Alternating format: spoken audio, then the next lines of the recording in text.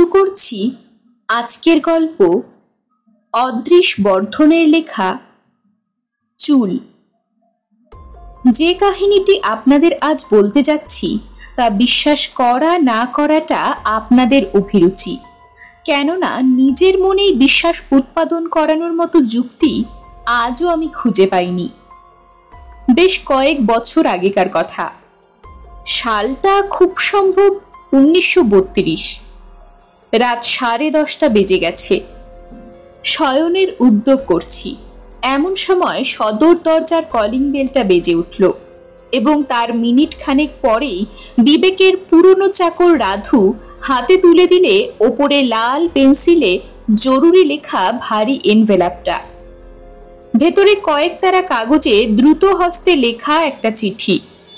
Drawing রুমের সোফায় পাশাপাশি বসে আমি আর রমিতা চিঠিটি পড়তে শুরু করলাম। প্রিয় আশিস, সময় খুব অল্প, তাই যথাসম্ভব সংক্ষেপ করে আমার এই কাহিনীটা তোমায় বলে যেতে চাই। এ চিঠি আমার স্বীকৃতিপত্র, প্রয়োজন হলে যথাস্থানে এটা হাজির করার অধিকারও তোমার রইল। প্রায় বছরখানেক আগে ফ্রি স্কুল স্ট্রিট ধরে বাড়ি ফিরছিলাম। রাত তখন প্রায় 9টা। আশেপাশের কয়েকটি দোকান বন্ধ হয়ে গেছে, আরো কয়েকটি বন্ধ হচ্ছে। এমন সময় হঠাৎ চোখ পড়ল একটা কিউরিওর দোকানের ওপর। দোকানটা খুব বড় নয়, বাইরের ধুলো পড়া কাচের শোকেসে পুরনো আমলের বহু দর্শনীয় বস্তু থরে থরে সাজানো। জানোই তো আমার হবি কি। দাঁড়িয়ে পড়লাম সেখানে। শোকেসের একেবারে পেছনের দিকে একটা সেলফের উপর দেখলাম একটা গোলাকার তামার ডিবে। ডিবেটার আকার মোটেই পাউডার কেসের মতো নয়, আর বোধহয় সেই কারণেই জিনিসটার উপর আমার দৃষ্টি আকৃষ্ট হয়েছিল প্রথম থেকেই। সঠিক কি কারণে জানি না, বোধহয় এরকম কোনো বাক্স ইতিপূর্বে দেখিনি বলেই দাঁড়িয়ে দাঁড়িয়ে সেটা খুঁটিয়ে দেখতে লাগলাম। শোকেসের কাজটায় ময়লা এমনই পুরু হয়ে জমেছিল যে সে আস্তর ভেদ করে আমার দৃষ্টি ভেতরে ভালো করে প্রবেশ করতে পারছিল না। তাই জিনিসটাকে একবার হাতে করে দেখবার জন্যে দোকানের ভেতরে পদক্ষেপ করলাম। কাউন্টারের পেছন থেকে এগিয়ে এলো অবিশ্বাস্য রকমের বৃদ্ধ এক চীনাম্যান। ভাঙা ভাঙা ইংরেজিতে সে আমায় কৌটো সম্বন্ধে অনেক কথা বললে। ডিবেটা বেশ ভারী, আগাগোড়া তামা দিয়ে তৈরি, গোলাকার, 4 ইঞ্চি উঁচু আর প্রায় 3 ইঞ্চি ব্যাস। ভেতরে একটা কিছু জিনিস নিশ্চয়ই ছিল, কেননা ঝাঁকানি দিলে ভেতরে সেটা নড়ে ওঠার শব্দ শুনতে পাচ্ছিলাম। কিন্তু কৌটোটাকে কেউ নাকি আজ পর্যন্ত খুলতে পারেনি। চীনাম্যানটি এটি কিনেছিল চট্টগ্রাম থেকে সদ্য আগত এক জাহাজের খালাসির কাছ থেকে। কিন্তু পৃথিবীর কোন অংশ থেকে ডিবেটির আবির্ভাব ঘটেছে সে সম্বন্ধে কোনো তথ্যই সে আমায় সরবরাহ করতে পারল না। গিভ মি 2 রুপিস স্যার, বললে চীনাম্যানটি। আমি তাকে 1 টাকা দিলাম। ডিবেটি নিয়ে বাড়ি ফিরে সিধে গেলাম আমার ছোট্ট ওয়ার্কশপটায়। প্রথমেই কৌটোটাকে ঘুরিয়ে ফিরিয়ে ভালো করে জোর আলোয় পরীক্ষা করলাম। সেটার গঠনভঙ্গি থেকেই মনে হলো বহু পুরনো আমলের সামগ্রী সেটি। এমনকি ডিবেটা তৈরি করার সময় লেদের ব্যবহারও করা হয়নি, আগাগোড়া হাতে তৈরি। কৌটোর ঢাকনির উপর একসময় একটা কিছু খোদাই করে লেখা হয়েছিল, কিন্তু উকো দিয়ে ঘষে সেটুকুও তুলে ফেলা হয়েছে। এরপর আমার কাজ হলো ডিবেটার কোনো ক্ষতি না করে ঢাকনিটিকে খোলার ব্যবস্থা করা। ডালাটা এমনই এঁটে বসে গিয়েছিল যে শুধু হাতের জোরে অথবা কোনো মামুনি পদ্ধতিতে তা খোলা অসম্ভব। অতএব বিজ্ঞানের শরণ নিতে হলো। প্রথমেই আমি ডিবেটার ডালা নিচের দিকে করে 1 ডিশ গ্লিসারিনে 1 হপ্তা ডুবিয়ে রাখলাম। ইতিমধ্যে তামার পাত কেটে তৈরি করে ফেললাম 2টি কলার, একটা কৌটোটির জন্যে, অপরটি কৌটোর ঢাকনির জন্যে। 7 দিন কেটে যাবার পর আমি নাট স্ক্রু দিয়ে কলার দুটোকে বেশ শক্ত করে লাগিয়ে দিলাম। তারপর কৌটোটিকে ভাইসে চেপে ধরে কলারের ওপর হাতুড়ি ঠুকে ঢাকনিটাকে ঘুরিয়ে দেবার চেষ্টা করতে লাগলাম। ঢাকনিটা ঘুরল না। তখন বিপরীত দিকে হাতুড়ির ঠোকা দিতেই তৎক্ষণাৎ ঘুরে গেল ডালাটা। বুঝলাম আজ পর্যন্ত কেন কেউ এটা পেঁচিয়ে খুলতে পারেনি। কৌটোটার প্যাচ সাধারণ নিয়মের সম্পূর্ণ উল্টো। ডান দিকে ঘোরালে তবে সেটা খোলে। মনে পড়ল বহু বছর আগে এইরকম উল্টো নিয়মেরই প্রচলন ছিল। যাই হোক, ধীরে ধীরে ঢাকনিটা ঘুরিয়ে দিতে লাগলাম। অতি সন্তর্পণে হাত দুটি সামনে বিস্তার করে ধরেছিলাম ডিবেটা, কেননা ভেতরে এত বছর ধরে কি বস্তু যে লুকিয়ে আছে তা তো জানি না। বোমার মতো সেটা আচমকা ফেটেও পড়তে পারে, লাফিয়ে উঠে হয়তো আমার মুখে প্রচন্ড আঘাতও হানতে পারে। ডালাটা খুলে আনার পর কিন্তু চাঞ্চল্যকর বিশেষ কিছুই ঘটল না। মনে হলো ডিবেটার অর্ধেক শুধু ধুলোতেই ভর্তি, কিন্তু একেবারে তলায় ছিল বিনুনি পাকানো খানিকটা কোচকানো চুল। সিধে করে ধরলে লম্বায় সেটি প্রায় 9 ইঞ্চি আর প্রায় একটা পেন্সিলের মতো মোটা। বিনুনির দু একটি পাক খুলে দেখলাম, অতি সূক্ষ্ম শত শত চুলের সমষ্টি ছাড়া আর কিছু সেখানে নেই। কিন্তু চুলগুলির ওপর নোংরা এমনই জমাট বেঁধে রয়েছে যে উল্লেখযোগ্য আর কিছুই দেখতে পেলাম না। সুতরাং সেগুলোকে পরিষ্কার করাই হলো আমার পরবর্তী কাজ। প্রথমে জল মেশানো পাতলা হাইড্রোক্লোরিক অ্যাসিডে ডুবিয়ে রাখতে চুলের তেলতেলে ভাবটা চলে গেল। তারপর কাপড় কাচা সোডার জলে ডুবিয়ে রাখতে চুলে আর অ্যাসিডের অবশিষ্ট লেগে রইল না। এরপরে ডিস্টিলড ওয়াটারে বেশ করে ধুয়ে অ্যালকোহলে ডুবিয়ে তুলে নিলাম, ফলে জলকণা মুক্ত হলো চুলগুলি। সবশেষে ইথারে ডুবিয়ে দিলাম বিনুনিটা। ইথার থেকে যখন চুলের গোছাটা সবে তুলেছি, এমন সময় খবর এলো যে ফোনে আমায় কে যেন ডাকছে। সুতরাং হাতের কাছে প্রথমেই যে পরিষ্কার জিনিসটা পেলাম সেটা এক টুকরো সাদা কার্ডবোর্ড। তার উপরেই পিন দিয়ে বিনুনিটাকে গেঁথে চলে গেলাম ফোন ধরতে। পরে যখন চুলের গুচ্ছটাকে ভালোভাবে পরীক্ষা করলাম, একটি বিষয় দেখে যেমনই আশ্চর্য হলাম তেমনই হলাম কৌতূহলী।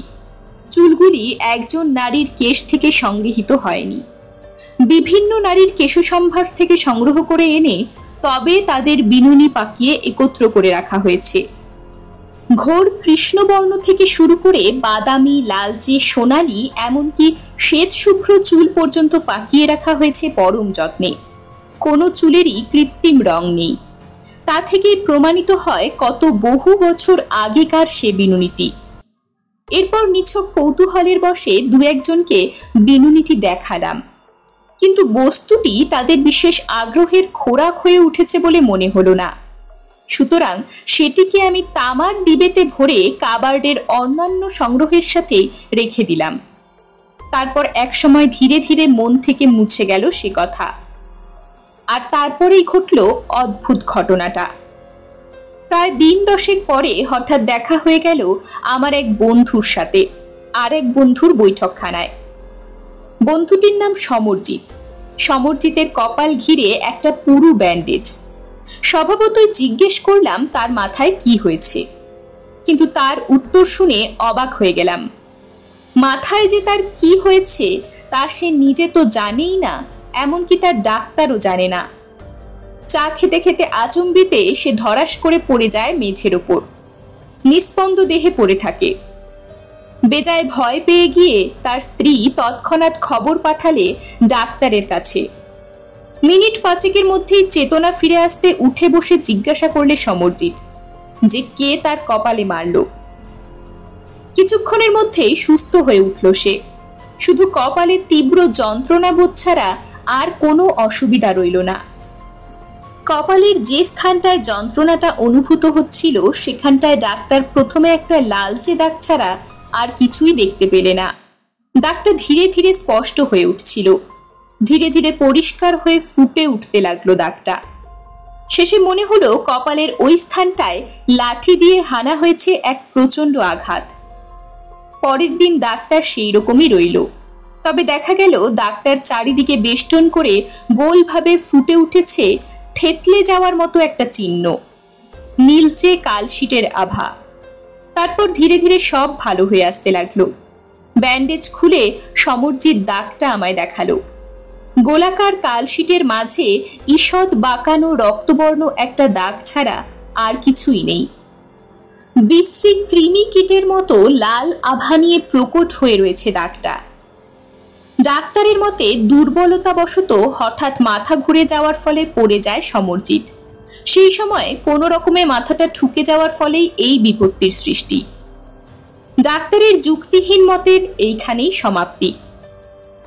প্রায় মাসখানেক পরে সুমিতা বলল, সত্যি তোমার ওয়ার্কশপটা একটু গোছানো দরকার। মা গো, কি নোংরা। তাই নাকি, বললাম আমি। আগে হ্যাঁ মশাই, কোনো ভদ্রলোক কি ওখানে কাজ করতে পারে? শুনে দীর্ঘশ্বাস ফেললাম আমি, কিন্তু সুমিতা ছাড়বার পাত্রী নয়। কোমরে আঁচল জড়িয়ে এক হাতে ঝাঁটা এবং অপর হাতে আমাকে ধরে যাত্রা করলো ওয়ার্কশপ অভিমুখে। পরিষ্কার করার মধ্যে কাজ ছিল শুধু ঘরের বিভিন্ন স্থান থেকে যন্ত্রপাতিগুলো সংগ্রহ করে সেলফের যথাস্থানে রক্ষা করা, আর মেঝের বাজে জিনিস দেখলেই তুলে জঞ্জাল গাদায় স্তূপীকৃত করা। প্রথমেই আমার দৃষ্টি আকৃষ্ট হলো এক টুকরো সাদা কার্ডবোর্ডের ওপর। এটা সেই বোর্ড যার উপর আমি টেলিফোন কল আসার জন্য চুলের গুচ্ছটা রেখে গিয়েছিলাম। কার্ডবোর্ডটার অপর দিকে চোখ পড়তে দেখলাম সেটা ফ্ল্যাশ লাইটে তোলা একটা গ্রুপ ফটো। বন্ধু বান্ধবদের মধ্যে আমিও আছি সেই ফটোতে। সুমিতা ফটোটার দিকে তাকিয়েই ছিল। হঠাৎ সে বলে উঠল, আচ্ছা, সমরজিৎ বাবুর কপালে ওটা কিসের দাগ বলো তো? আমি সেদিকে তাকালাম আর দেখলাম না, কোনো ভুল হয়নি আমার। সেই একই দাগ, যে দাগ দেখেছিলাম 1 মাস আগে সমরজিতের কপালে, সেই রকমই ঈষৎ বাঁকানো রক্তবর্ণ চিহ্ন। কিন্তু সবচেয়ে অদ্ভুত ব্যাপার হলো এই যে ফটোটা তোলা হয়েছে প্রায় 5 মাস আগে। এরপর আমরা ফটোগ্রাফের পেছনের দিকটা লক্ষ্য করলাম। দেখলাম একটা আবছা বাদামি রেখা। ইথার থেকে তুলে নিয়ে পিন দিয়ে গেঁথে শুকোতে দিয়ে গিয়েছিলাম। রেখাটা নিশ্চয়ই সেই পিনেরই দাগ। আর তারপরেই কার্ডবোর্ডটা ইথারটুকু শুষে নিয়েছে বলেই বিপরীত দিকে সমরজিতের কপালে ফুটে উঠেছে ওই দাগটা। পিনের দাগের মধ্যে দিয়ে একটা ছুঁচ এফোর ওফোর করে দিতে সত্যি সেটা এপাশে সমরজিতের কপালের সেই চিহ্নটার মধ্যে দিয়ে বেরিয়ে এলো। দুটো ঘটনাই একসাথে সংঘটিত হওয়াটা আপাত দৃষ্টিতে বেশ অদ্ভুত। এরপর কি জানি আমার মনে হলো আমি সময় সম্বন্ধে নিঃসন্দেহ হবার প্রয়াস পেলাম। অবশেষে স্থির একটা সিদ্ধান্তে পৌঁছলাম। একটা বিশেষ দিনে 4টা থেকে 4টা 15 মিনিটের সময় আমি ফটোগ্রাফটা পিন দিয়ে গেঁথেছিলাম। আর ঠিক সেই দিনই প্রায় 4টা 15 মিনিটের সময়ে সমরজিতের উপর হয়েছিল সেই আশ্চর্য আক্রমণটা। এই সিদ্ধান্ত সম্বন্ধে আমার মনে সন্দেহের বাষ্পটুকুও অবশিষ্ট রইল না।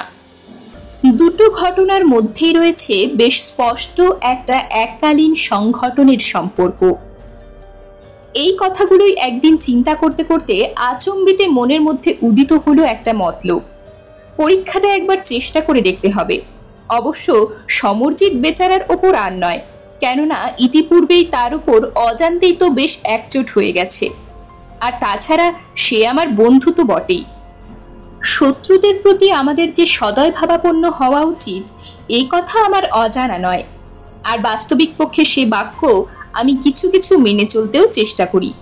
কিন্তু যেখানে এরকম একটা এক্সপেরিমেন্টের নিতান্ত প্রয়োজন হয়ে পড়েছে, যদিও সহস্রের মধ্যে একটিতে সাফল্য আসবে কিনা সন্দেহ, তবুও স্বভাবতই বন্ধু অপেক্ষা শত্রু মনোনয়নই শ্রেয়। সুতরাং এরপর থেকে আমি ব্যস্ত রইলাম মনোমতো একটা শিকার অন্বেষণে, যাতে দৈবাৎ যদি আবার একটা কোইন্সিডেন্স ঘটে যায় তবে আমার বিশেষ ক্ষতি হবে না। আর যে ব্যক্তি বিশেষটিকে মনোনীত করলাম সে আমার পরবর্তী গৃহের অধিবাসিনী এক আয়া। বাথরুমের জানলা থেকে ওদের উঠোনটা আমরা দেখতে পেতাম। প্রায় লক্ষ্য করেছি শিশুটা যখন তার তত্ত্বাবধানে থাকতো আর আশেপাশে যদি কাউকে না দেখা যেত তখন শিশুটির সঙ্গে নিতান্ত অকারণে ব্যবহার করত অত্যন্ত হৃদয়হীনার মতো। অপরের গৃহের দৈনিক ঘটনাবলী লক্ষ্য করা অবশ্য অত্যন্ত গর্হিত কাজ, কিন্তু অবোধ শিশুটার উপর তার অযৌক্তিক নির্দয় আচরণ তুমি দেখলে নিশ্চয়ই এই অপরাধ থেকে আমায় মুক্তি দিতে। আমরা তো ওকে দু চোখে দেখতেই পারতাম না এই জন্যে। আরো একটা ব্যাপারে মেজাজটা আমার ওর উপর বিগড়েছিল। প্রথম যখন সে ও বাড়িতে এলো, বাগানের পাঁচিলটার উপর ঝুঁকে পড়ে গোলাপের গন্ধ শুকতো। এতেই যদি ক্ষান্ত থাকতো তাহলে কিছুই হতো না, কিন্তু অনর্থক বোটা শুদ্ধ ফুলগুলো তুলতো আর ছুঁড়ে ফেলতো মাটিতে। অচিরেই সে ঘটনার পুনরাবৃত্তি হওয়া আমি বন্ধ করলাম। পাঁচিলের উপর থেকে সহজলভ্য কয়েকটি গোলাপ গাছের চারপাশে বর্ষি দিয়ে এমন সুকৌশলে এক দুর্ভেদ্য ব্যারিকেড রচনা করলাম যে পরের দিনই সকালে বেশ একটু হইচই শোনার পর 1 সপ্তাহ ধরে দেখেছিলাম আয়ার হাতে পুরো ব্যান্ডেজটা। মোটের উপর আমার এক্সপেরিমেন্টের পক্ষে সম্পূর্ণ উপযুক্ত ব্যক্তি হলো সে। কাজেই আমার প্রথম কাজ হলো তার একটা ফটো তুলে ফেলা। পরের দিন ঝলমলে রোদ্দুর ভরা সকালে যখন সে উঠোনে পায়চারি করছে, আমি বাথরুমের জানলা থেকে এরোপ্লেন ওড়ার মতো একটা বিদঘুটে শব্দ করতেই সে মুখ তুলে তাকালে, আর তৎক্ষণাৎ শাটার টিপে দিলাম। প্রথম প্রিন্টটা যখন শুকোলো সেই রাত্রেই প্রায় 11টার সময় আমি চুলের বিনুনিটা নিয়ে তার কপালে 2টো পিন দিয়ে আটকে রাখলাম। অবশ্য নিজের এই নির্বোধ কার্যকলাপের জন্য হাসি পাচ্ছিল খুবই, কিন্তু নিতান্তই একটা ছেলে খেলা পরীক্ষার মতো সহজভাবেই সেটাকে গ্রহণ করতে পেরেছিলাম। তারপর পিন লাগানো ফটোগ্রাফটা রেখে দিলাম ওয়ার্কশপের কাবার্ডে। পরের দিন সন্ধ্যায় বাড়ি ফিরতেই সুমিতা বলল, শুনেছ, আজ সকালে পাশের বাড়ির আয়াটাকে বিছানায় মরে পড়ে থাকতে দেখা গেছে। আরো অনেক কিছুই গড়গড় করে বলে গেল সুমিতা। লোকজন এ ব্যাপারে বেশ চঞ্চল হয়ে উঠেছে, পুলিশ এসে জোর তদন্ত শুরু করেছে ইত্যাদি। মনে হলো চোখের সামনে ঘরের দেওয়ালগুলো ঘুরতে শুরু করেছে। কতক্ষণ স্তম্ভিতের মতো দাঁড়িয়েছিলাম জানি না। অবশেষে আত্মসংবরণ করে নিয়ে প্রশ্ন করলাম, কিসে মারা গেছে কিছু শুনেছ? বুঝতেই পারছো, সুমিতা আমার এক্সপেরিমেন্ট সম্বন্ধে বিন্দু বিসর্গ জানতো না। জানলে এই পরীক্ষায় হাত দিতে কখনোই সে আমায় দিত না। জানোই তো, কুসংস্কারের হাওয়া সবসময় তাকে কেমন ঘিরে থাকে। আমার সঙ্গে এতকাল বসবাসের পরও মনের অন্ধকার তার এখনো পুরোপুরি ঘোচেনি। যত তাড়াতাড়ি পারলাম সুমিতার চোখের অন্তরালে যেতেই ওয়ার্কশপের কাবার্ড থেকে বার করলাম ফটোগ্রাফটা। আর জানি তুমি বিশ্বাস করবে না এই কথা, কিন্তু তাতে আমার কিছু ক্ষতিবৃদ্ধি হবে না। বিনুনি থেকে যখন 2টি পিন খুলে নিলাম, দেখলাম আমার কপালে 2টি সুস্পষ্ট রক্তবর্ণ চিহ্ন। কতক্ষণ যে অভিভূতের মতো বসেছিলাম সে সময়ের হিসাব ছিল না। ইংরেজিতে যাকে কোইন্সিডেন্স বলে, তা কি কখনো দুবার ঘটা সম্ভব? একবার সমরজিতের ক্ষেত্রে, আবার এই আয়ার ক্ষেত্রে। কিন্তু আমার চোখকে আমি অবিশ্বাস করতে পারি না। আমার চোখের সামনে আয়ার কপালে 2টি জলজলে রক্তবর্ণ বিন্দু আমার শিক্ষা সংস্কৃত মনকে যেন মৌন ভাষায় বিদ্রূপ করতে লাগলো। এই ব্যাপারে তখনকার মতো মনের মধ্যে যেটুকু অনুতাপের অগ্নিশিখা দেখা দিয়েছিল, ধীরে ধীরে তা নিভে গেল। প্রথমেই শুরু হলো আমার ব্যক্তিগত তদন্ত। কিভাবে আয়ার মৃত্যু ঘটেছে সে অনুসন্ধান করতে আমি উঠে পড়ে লাগলাম। পুলিশি রিপোর্টে অবশ্য ছিল মৃত্যুটা হয়েছে নিছক প্রকৃতির নিয়মানুসারে, অর্থাৎ ব্রেনের মধ্যে কয়েকটা শিরা অতিরিক্ত রক্তের চাপে ফেটে যাওয়ার ফলেই মৃত্যু এসেছে। কিন্তু শুধু একটি স্থানেই সব ডাক্তারদের বুদ্ধি ঘুলিয়ে গেল যে প্রকৃতির সেই নিয়মটি কি কারণে হঠাৎ কার্যকারী হয়ে ওঠে এই মৃত্যুকে ডেকে আনলে। সমরজিতের কপালে যেমন চিহ্ন দেখেছিলাম, এরও কপালে ছিল হুবহু সেই চিহ্ন, তবে এবার সংখ্যায় 2টি। 2-1জন ডাক্তার অবশ্য বলেছিল যে এক্সরে করে করোটির ভেতরটা দেখা যাক। এক্সরে ফটোও উঠেছিল, কিন্তু আভ্যন্তরিক কোনো স্নায়ু বিকৃতি দেখা যায়নি। সুতরাং ব্যাপারটা শেষ হয়ে গেল সেইখানেই। কিন্তু আমার মস্তিষ্কে তখন চিন্তার বন্ধুরি ঔৎসুকের বনস্পতিকে ঘিরে পাক খেয়ে ঊর্ধ্বে উঠেছে। শরীর খারাপ থাকার জন্য মাথা ঘুরে পড়ে যাওয়াটাও তো আয়ার পক্ষে সম্ভব। আরও তো কত কারণ থাকতে পারে। সত্যিই কি ওই কেশগুচ্ছের সঙ্গে এ মৃত্যু সম্পর্কিত? বাস্তবে কি ওইখানেই বিষয়টার উপর আমি জবানিকা টেনে দিতে পারলাম না। সুতরাং আবার একটা পরীক্ষার জন্য খুঁজতে লাগলাম আর একজনকে, আর অনেক ভেবেচিন্তে আমার বাড়ির বিপরীত দিকের বাড়ির এক বাসিন্দাকে মনে মনে বেশ পছন্দ হয়ে গেল। লোকটি অবশ্য আয়ার মতো ততটা খারাপ ছিল না, কেননা নিষ্ঠুর প্রকৃতির মানুষ সে নয়, অন্তত নিজের ইচ্ছায় তো নয়। শুধু সারাদিন, বিশেষ করে গভীর রাত পর্যন্ত বেহালা বাজাবার এক বিদঘুটে নেশা তার ছিল। সুতরাং স্থির করলাম খুন করা উচিত হবে না, তার চেয়ে অল্পের উপর দিয়ে একটু মজা করা যাক। মুশকিল হলো ফটো তোলা নিয়ে, কেননা বাইরে সে খুবই কম বেরোতো। যার সঙ্গে আমার দৈনিক একাধিকবার চোখাচোখি হচ্ছে, তার অগোচরে তারই মুখের পরিষ্কার ফটো তোলা যে কি কঠিন ব্যাপার তা তুমি উপলব্ধি করছো নিশ্চয়ই। যাই হোক, প্রায় দিন 15 পরে এদিকটা আমি কোনো মতে কায়দা করে সামলে নিলাম। ফটোটা যদিও খুব ছোট্ট হয়েছিল, কিন্তু পরে সেটা আমি বেশ বড় করে এনলার্জ করে নিলাম। সন্ধ্যার পর থেকে ওপরের একটা ঘরে বেশ অঙ্গভঙ্গি করে ছড়ি টানত ভদ্রলোক। এক নাগারে টেনেই যেত, আর বিচিত্র সব রাগরাগিনীর স্বরলহরীতে ভরিয়ে তুলত আকাশ বাতাস। সুতরাং রাত্রের খাওয়া সাঙ্গ হলে আমি গেলাম আমার ওয়ার্কশপের জানলায়, অপেক্ষা করতে লাগলাম সেখানে। খেয়ে দিয়ে এসে লোকটি যখন আবার ছড়ি তুলল, আমিও তুলে নিলাম আমার চুলের গোছাটি। সে যখন ছড়ি ছোঁয়ালে বেহালার তারে, আমি বিনুনি দিয়ে স্পর্শ করলাম ফটোটি খুব আলতোভাবে। প্রথম যখন বিনুনিটা ছুঁয়ে গেল ফটোটা, ভদ্রলোকের বেহালা থেকে উত্থিত হলো এক বেসুরো শব্দ। এতে আমার মনটা তৃপ্ত হলো না। আবার ধীরে ধীরে বিনুনি ছোঁয়ালাম ফটোটিতে। এবার আর কোনো সন্দেহই রইল না। অত্যন্ত ক্ষিপ্রভাবে কাঁধ থেকে সে নামিয়ে নিল বাদ্যযন্ত্রটি এবং প্রায় মিনিট 5 ধরে ডাঙায় ওঠা মাছের মতো খাবি খেতে লাগলো। তার ছটফটানি দেখে মনে হলো নিঃশ্বাস যেন তার রুদ্ধ হয়ে আসছে। উদ্গ্রীব হয়ে দেখতে দেখতে আমি এমন অবাক হয়ে গেলাম, মনে হলো যেন আমার নিজেরও নিঃশ্বাসক্রিয়া বন্ধ হয়ে আসছে। বিনুনিটা আমি সরিয়ে নিলাম। তারপরে ভাবতে লাগলাম যে এরপরে আমার কর্তব্য কি। বিপজ্জনক ওই চুলের গোছাটা কি পুড়িয়ে ফেলবো না রেখে দেব? অনেক ভেবে দেখলাম সাধারণ দর্শন কিন্তু অসাধারণ শক্তি সম্পন্ন ওই চুলগুলোকে আরো বিভিন্ন উপায়ে আমি ব্যবহার করতে পারি। সঙ্গে সঙ্গে আমার কার্যপন্থাও স্থির হয়ে গেল। আমার পরবর্তী এক্সপেরিমেন্টগুলোর বিশদ বিবরণ তোমায় বলতে গেলে একটা বই লিখে ফেলা দরকার। এসব পরীক্ষা চলেছিল বেশ কয়েকটি মাস ধরে।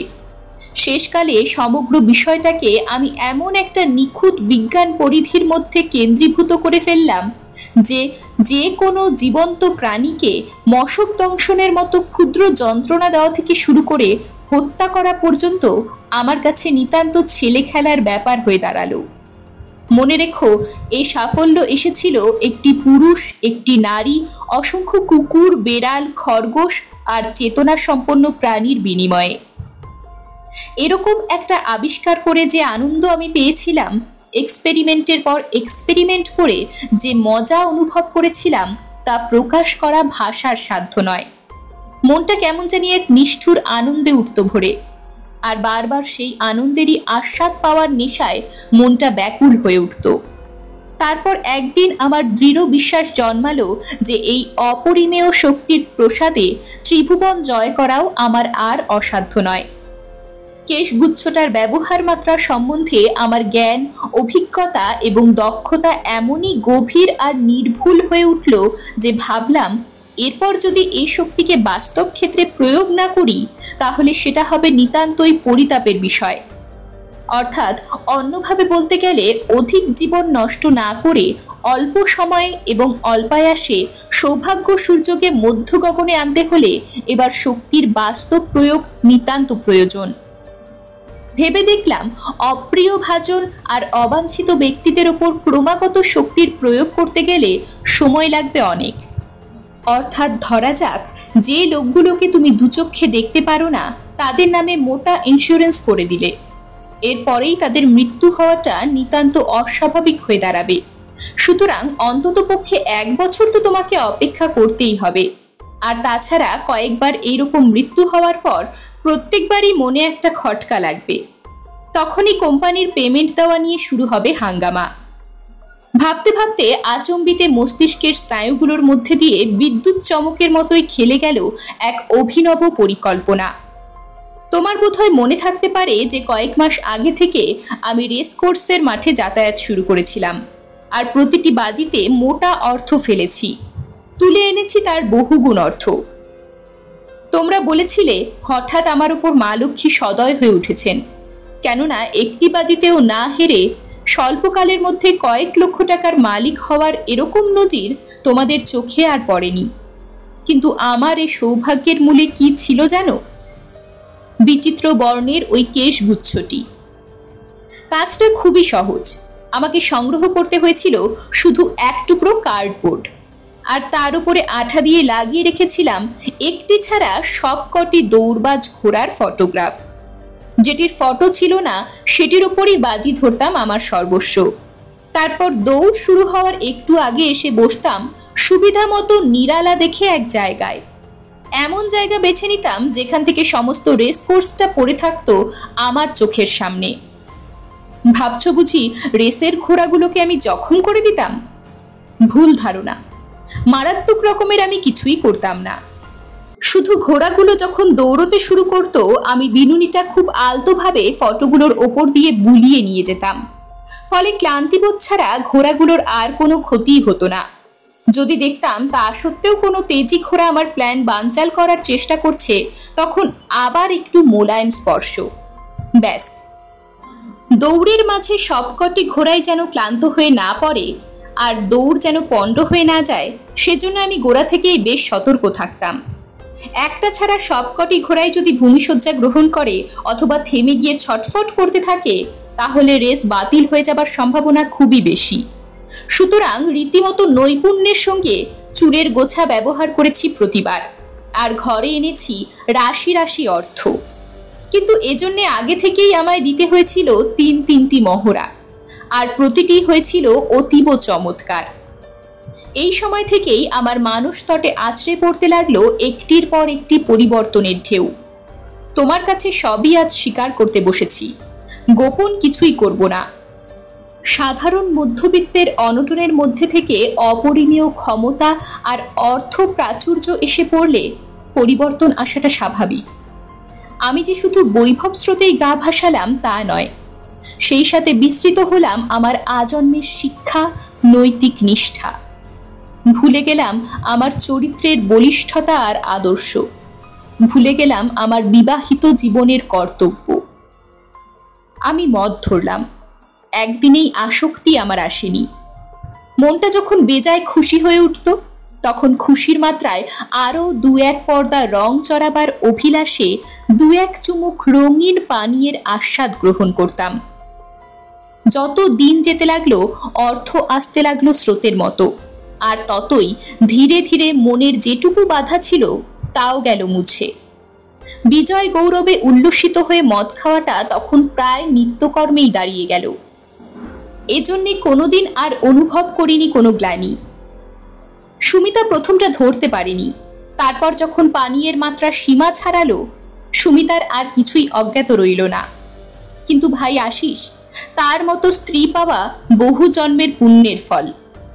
সে রাগ করেনি, রুক্ষ কথা শোনায়নি, অভিমান করেনি, শুধু গভীর দুটি বড় বড় চোখে নীল সায়রের মতো অশ্রুধারা দুলিয়ে আমাকে মিনতি করেছে। দুটি পা চোখের জলে ধুইয়ে দিয়েছে, কিন্তু তবুও আমার চৈতন্য হয়নি। হেসে তার মিনতিকে উড়িয়ে দিয়েছি। বলেছি, খাচ্ছি তো একটা খাবারই জিনিস, অখাদ্য তো নয়। কেন এত ভাবছো বলো তো? আর যে কত কি বলেছি তা মনে নেই, কিন্তু জানোই তো, যার উপর সুরার ক্রিয়া একবার শুরু হয়, ধীরে ধীরে লুপ্ত হয়ে আসে তার স্বাভাবিক বুদ্ধিবৃত্তি আর চৈতন্যবোধ। এইরকমই এক রঙিন নেশাভরা মুহূর্তে সুমিতা চোখের জলে দুটি গাল ভাসিয়ে আমাকে কাকুতি মিনতি করে বলেছিল এ জিনিস ত্যাগ করতে। ওই রকম একটা সুন্দর আমেজ ভরা মিষ্টি মুহূর্তে কানের কাছে একঘেয়ে কান্না শুনতে শুনতে হঠাৎ কেমন জানি মেজাজটা বিগড়ে গেল। বললাম, আমার স্ত্রী তুমি, তুমি আমার সহধর্মিণী, যে ধর্ম আমার সে ধর্ম তোমারও, অতএব। এরপর যা হলো তা লিখে আর লেখনী কলঙ্কিত করতে চাই না। সুমিতার মুখে শেষ পর্যন্ত এক ফোঁটা হুইস্কিও ঢালতে পারিনি, কিন্তু সেদিন তার যা মূর্তি দেখেছিলাম, জীবনে আর দেখিনি সে মূর্তি। এখনো যেন চোখের সামনে দেখতে পাচ্ছি তাকে। তার মুখ অশ্রুসিক্ত, চুল এলোমেলো, আর অঙ্গের বসন বিশ্রত। কণ্ঠে তার যে কি তীব্রতা!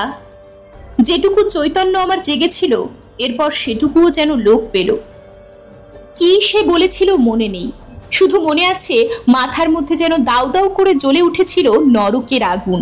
চিৎকার করে বলেছিলাম, তবে দেখো আমার ক্ষমতা, মদ তোমাকে আজ খাওয়াবই। চোখের পলকে আলমারি থেকে টেনে বার করলাম পারিবারিক অ্যালবাম, আর পকেট থেকে চুলের গোছাটা বার করে চেপে ধরলাম ফটোটির ওপর। তুমি জানো, ডাক্তার বলেছে হৃদরোগে আক্রান্ত হয়ে সুমিতা মারা গেছে। হৃদরোগ তার সত্যিই ছিল। অতখানি উত্তেজনার পর শক্তির ওই আকস্মিক আঘাত তার দুর্বল হৃদযন্ত্র বহন করতে পারেনি, চিরতরে নিস্পন্দ হয়ে গেছে। তারপর দিনের পর দিন কেটে গেছে, সপ্তাহের পর সপ্তাহ। রাতের নিদ্রা আমায় ত্যাগ করেছে। অনুভব করতে পারি না ক্ষুধা তৃষ্ণার জ্বালা। চোখ বুঝলেই চোখের সামনে দেখি উস্কো খুস্কো কেশে, বিশ্রত বসনা, বিস্ফারিত চক্ষু সুমিতার সেই মূর্তি, যে মূর্তি জীবনে একবারই দেখেছিলাম। আর চোখ খুললেই মাথার মধ্যে অনুভব করি এক যন্ত্রণা। দিবানিশি একটি চিতা অক্টোপাসের মতো মারণ বাহু দিয়ে আঁকড়ে রয়েছে আমার মস্তিষ্কের স্নায়ুগুলোকে। নির্মল, নিষ্ঠুর, নির্দয়ভাবে শোষণ করছে, পেষণ করছে আমার মস্তিষ্ককে। আমার স্ত্রীর হত্যাকারী আমি স্বয়ং শ্রী বিবেক রায়। এছাড়া আর কোনো চিন্তা আমার নেই।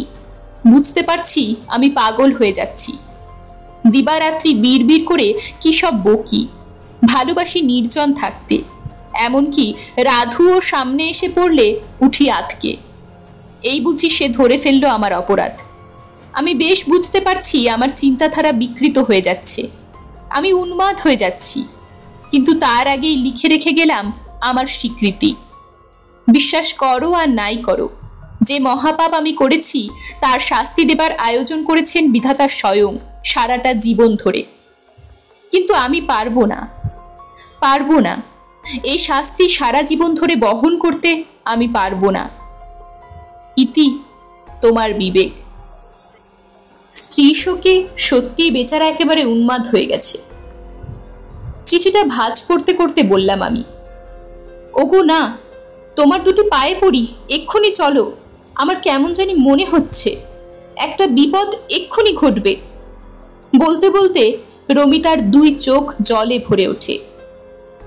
কয়েক মিনিটের মধ্যেই আমরা পৌঁছলাম বিবেকের প্রাসাদে। 3 তলায় ওর ঘর। দরজা বন্ধ ছিল, ঠেলা দিতেই খুলে গেল। প্রথমে ঘরে কাউকে চোখে পড়ল না। নিবিড় নৈশব্দে ঘরের আবহাওয়া থমথমে হয়ে উঠেছে। টেবিলের উপর রাখা একটি মাত্র টেবিল ল্যাম্পের মৃদু নীলাভ আলোয় রহস্যঘন আলো আধারিতে ভরে উঠেছে ঘরের কোণগুলি। চারিদিকে ভালো করে চোখ বোলাতে গিয়ে দৃষ্টি আকৃষ্ট হলো পালঙ্কের উপর শায়িত একটি দেহের উপর। এগিয়ে গেলাম। বহুদিন ধরে অযত্ন বর্ধিত দাড়ি গোফে মুখ আচ্ছন্ন থাকলেও বিবেককে চিনতে আমাদের দেরি হলো না। সে যেন গভীরভাবে ঘুমোচ্ছে। শান্ত মুখশ্রী, কপালের ডান দিকে একটা বিভৎস রক্তবর্ণ ক্ষত চিহ্ন। চিহ্নটিকে বলয়াকারে বেষ্টন করে রয়েছে নীলচে কালশিটের সুস্পষ্ট চিহ্ন। পাশেই পড়ে রয়েছে একটা ফটোগ্রাফ। আলোর কাছে ধরলাম সেটি। বিবেকের ফটো। তার প্রশস্ত ললাটের মাঝে বিদ্ধ একটা পিন আর একটা চুলের গোছা। পিনটা আর কেশগুচ্ছটা সরিয়ে আনতে যা দেখলাম, তাতে আমার মেরুদণ্ডের মধ্যে দিয়ে হিম শীতল একটা স্রোত বয়ে গেল। ফটোতে বিবেকের ললাটে উজ্জ্বল হয়ে জেগে রয়েছে একটা রক্তবর্ণ চিহ্ন। এরকমই আরো সব গল্প পেতে চ্যানেলটিকে সাবস্ক্রাইব করে দেবেন। আর গল্পটি যদি ভালো লেগে থাকে তাহলে লাইক, শেয়ার আর কমেন্ট করে দেবেন।